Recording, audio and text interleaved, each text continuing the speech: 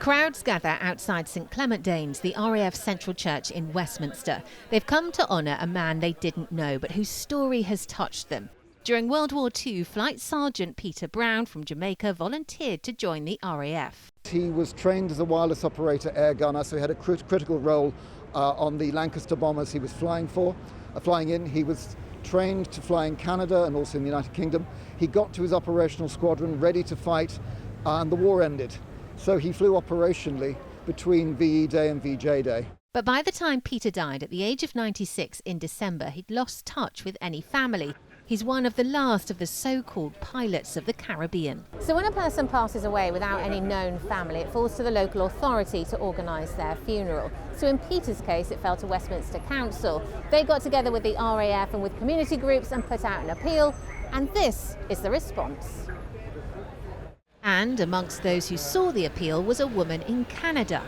I had been doing my family tree for the last 40 years, and there was always a void in the family tree of Peter and whatever happened to Peter.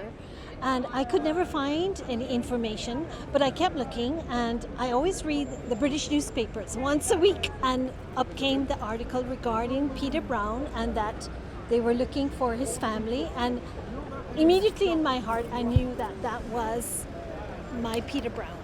But most of the people here have no connection with Peter, but wanted to pay their last respects. I think we're in an environment where representation and remembrance is becoming more personal to people. And we're looking at family legacies, and especially celebrating 75 years of Windrush, we're looking at the connectivity between the past and the present and how relevant the contributions made by those in the past are prevalent now today, so we can honour that and know how we're building for the future. Today is really significant. Anyone who heard the story of Flight Sergeant Peter Brown can't have helped but being touched by it personally, and also from an Air Force perspective, the opportunity to come together and respect and celebrate his life and his service here at St Clement Danes Church.